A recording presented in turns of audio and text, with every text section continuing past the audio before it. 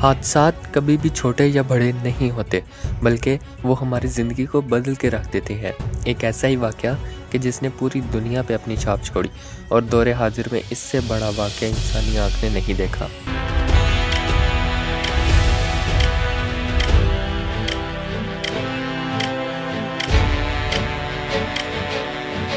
یہ حادثہ 11 ستمبر 2001 کو امریکہ میں پیش آیا، جس کو ہم 9/11 کے نام سے بھی جانتے ہیں۔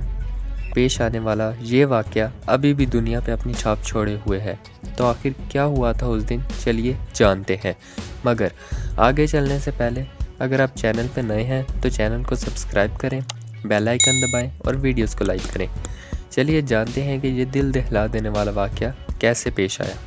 تو جناب، یہ بات ہے 11 ستمبر 2001 کی، کہ جب امریکہ میں کچھ طیارے ہائی جیک کیے گئے، اور ان طیاروں کی کل تعداد 4 تھی، اور ان طیاروں کو ہائی جیک کرنے والا ہائی جیکرز کی کل تعداد 19 تھی، جن میں سے کہا جاتا ہے کہ 16 سعودی عرب سے تھے، 1 لبنان سے، 2 متحدہ عرب امارات سے، اور 1 مصر سے تھا۔ تو جناب، وقت تھا تقریباً صبح کے 8:45 کا، کہ جب امریکن ایئر لائن 11 بوسٹن سے لاس اینجلس جا رہی تھی۔ یہ طیارہ 5 ہائی جیکرز کی مدد سے ہائی جیک کر لیا جاتا ہے، اور اس کو اپنی مختص کی ہوئی جگہ سے موڑ کر ورلڈ ٹریڈ سینٹر کی جانب لے جایا جاتا ہے، اور اس طیارے کو ساؤتھ ٹاور سے جا کر کریش کروا دیا جاتا ہے۔ اس واقعے سے ایک خوف اور حیرت کی فضا جنم لیتی ہے۔ لوگ حیران تھے کہ آخر یہ ہو کیسے گیا ہے۔ اس دوران امریکہ کے اس وقت کے صدر جارج بش ایک سکول جس کا نام ایما ای بروکر ایلیمنٹری سکول بتایا جاتا ہے، وہاں کا دورہ کر رہے تھے، اور جب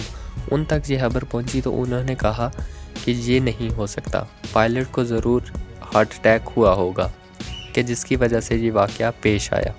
ابھی لوگ اسی کشمکش میں تھے کہ اس حادثے کے تقریباً 17 منٹ بعد ایک اور طیارہ 5 ہائی جیکرز کی مدد سے ہائی جیک کر لیا گیا، اور اس کو بھی اپنی منزل سے بھٹکا کر ورلڈ ٹریڈ سینٹر کی طرف موڑ لیا گیا، اور اس بار اس طیارے کو ورلڈ ٹریڈ سینٹر کے نارتھ ٹاور سے کریش کر دیا گیا۔ اس سے پورے امریکہ میں ایک خوف کی فضا چھا گئی۔ ساؤتھ ٹاور سے ٹکرانے والا جہاز تقریباً 30,000 لیٹر فیول کے ساتھ کریش ہوا، اور نارتھ ٹاور سے ٹکرانے والا جہاز تقریباً 34,000 لیٹر فیول کے ساتھ کریش ہوا، جس کی وجہ سے کہا جاتا ہے کہ تقریباً 65,000 لیٹر فیول کے مشترک ٹکراؤ کی وجہ سے ہی یہ ٹاور منہدم ہوا۔ جب طیارہ نارتھ ٹاور سے ٹکرایا تو اس وقت صدر بش سکول کی کلاس دوئم کا دورہ کر رہے تھے، اور جب وہ کلاس میں پوئم لیسن میں بچوں کے ساتھ مشغول تھے، تب ان کو اس بات کی خبر ملی کہ دوسرا ٹاور بھی کریش کر دیا گیا ہے، اور یہ الفاظ کہے گئے that America is under attack۔ مگر یہ خبر سننے کے بعد بھی صدر بش وہاں سے نہیں گئے،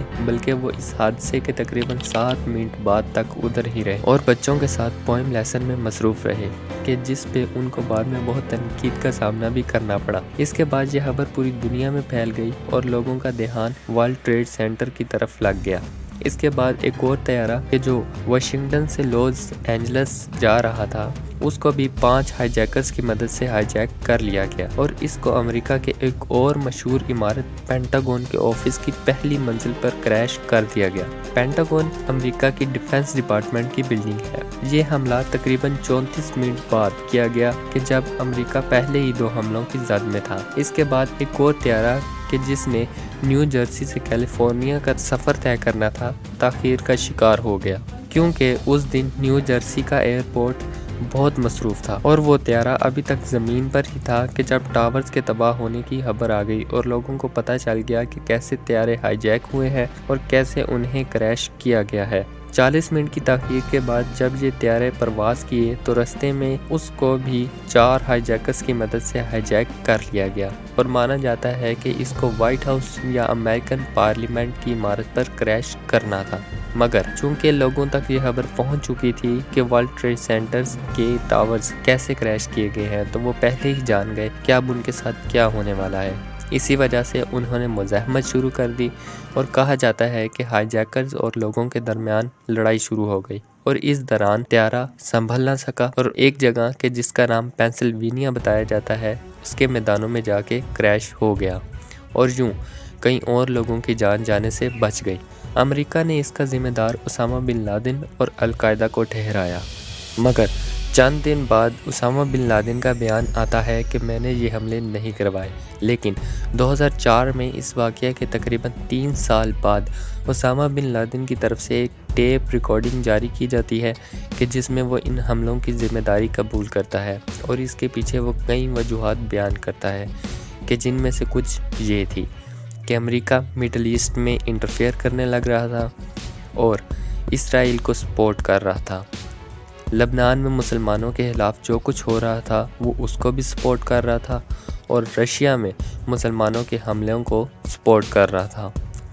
عراق میں حملے میں ملوث تھا اور سعودی عرب کے ساتھ کولیبریشن کر رہا تھا، اور اس کے ساتھ ساتھ کئی وجوہات اسامہ بن لادن نے بتائیں کہ جس کی وجہ سے یہ حملے کروائے گئے۔ اس حملے کے 6 ہفتوں بعد ہی US گورنمنٹ نے ایک بل پاس کروایا کہ جس کو پیٹریوٹ ایکٹ کا نام دیا گیا۔ اس بل کو اتنا جلدی پاس کیا گیا کہ کچھ پارلیمنٹیرینز نے یہ بل پڑھا تک نہیں۔ اس کے مطابق US گورنمنٹ کسی بھی انسان کی زندگی میں دخل دے سکتی ہے اور کسی بھی انسان کی فون کالز، کتابیں، پیپرز کا ریکارڈ رکھ سکتی ہے۔ اس کے بعد ایک اور بڑا چینج جو دیکھنے کو ملا وہ تھا ایئرپورٹ سیکیورٹی میں اضافہ۔ 2001 سے پہلے ایئرپورٹ پر اتنی سیکیورٹی نہیں ہوتی تھی، بس کچھ جگہوں پر ID چیک کر لیا جاتا تھا اور ایک عام سا میٹل ڈیٹیکٹر جو عام سے شاپنگ مالز اور عام سی دکانوں میں بھی نظر آتا ہے، جس سے گزر کر کوئی بھی انسان ایئر پلین پہ جا سکتا ہے۔ مگر اس واقعے کے بعد ایئرپورٹ سیکیورٹی کو سخت کر دیا گیا، پاسپورٹ، ID اور بہت سا سامان اور ایسی بہت سی چھوٹی چھوٹی اشیاء کو چیک کرنے لگے۔ اس کے بعد مسلمانوں پر حملوں کی تعداد میں اضافہ ہونے لگا، اور نہ صرف مسلمان بلکہ سکھ بھی اس کی پاداش میں مارے گئے، کیونکہ کئی لوگ مسلمانوں کی داڑھی اور پگڑی اور سکھوں کی داڑھی اور پگڑی کو ایک جیسا ہی سمجھتے تھے۔ اس کے بعد مسلمانوں کے حالات مزید خراب ہونے لگے، خاص طور پہ ایشیا میں۔ اس کے بعد امریکہ نے افغانستان پر قبضہ کرنا چاہا، مگر 20 سال کی طویل جنگ کے بعد بغیر کسی کامیابی کے انہیں لوٹنا پڑا، جبکہ 2011 میں یہ خبر بھی سامنے آ گئی تھی کہ امریکہ نے اسامہ بن لادن کو مار دیا ہے۔ اس سب کے ساتھ ساتھ دنیا طالبان میں ایک اور بہت بڑی تبدیلی دیکھنے کو ملی کہ جب 2 مئی 2011 کو یہ خبر سامنے آئی کہ القاعدہ گروپ کا لیڈر اور 9/11 کے حملوں کا ذمہ دار مارا گیا، یعنی کہ اسامہ بن لادن۔ اور اس سے بھی بڑی خبر یہ تھی کہ وہ پاکستان کے ایک شہر ایبٹ آباد میں تھا۔ امریکی خفیہ ایجنسی کو اگست 2010 میں یہ خبر ملی کہ اسامہ بن لادن اپنے کچھ ساتھیوں کے ساتھ پاکستان میں چھپا ہوا ہے، اور اس خبر کی تصدیق کرنے کے بعد مئی 2011 کو اس وقت کے امریکن صدر براک اوباما کی اجازت ملنے کے بعد ایک خفیہ آپریشن کیا گیا، اور اس آپریشن کے نتیجے میں اسامہ بن لادن کے ساتھ ساتھ 5 لوگ اور مارے گئے۔ افغانستان سے انخلاء کی جو تاریخ امریکہ نے دی تھی وہ بھی 11 ستمبر ہی تھی، بعد ازاں اسے بدل دیا گیا کیونکہ کئی سپاہی ابھی تک افغانستان میں ہی تھے، اور طالبان نے دوبارہ افغانستان میں حکومت بنانے کی جو تاریخ دی تھی وہ بھی 11 ستمبر ہی تھی۔ اس طویل ترین افغانستان کی جنگ میں امریکہ کے $1 ٹریلین ضائع ہوئے اور کوئی کامیابی بھی حاصل نہ ہوئی۔ 9/11 کے واقعے میں تقریباً 3000 لوگ لقمہ اجل بنے، اور ورلڈ ٹریڈ سینٹر کے ملبے کو اٹھانے کے لیے تقریباً 8 ماہ لگے، اور اس کی وجہ سے پیدا ہونے والی آلودہ فضا تقریباً 99 دن تک رہی، اور اس ملبے کو صاف کرنے کے لیے $1 بلین کی لاگت آئی۔ امید کرتا ہوں کہ ویڈیو آپ کے لیے معلوماتی رہی ہوگی۔ اگر ویڈیو پسند آئی ہو تو ویڈیو کو لائک کریں، چینل کو سبسکرائب کریں اور بیل آئیکن دبائیں۔ اگلی ویڈیو تک کے لیے دیں اجازت۔ اللہ حافظ و ناصر۔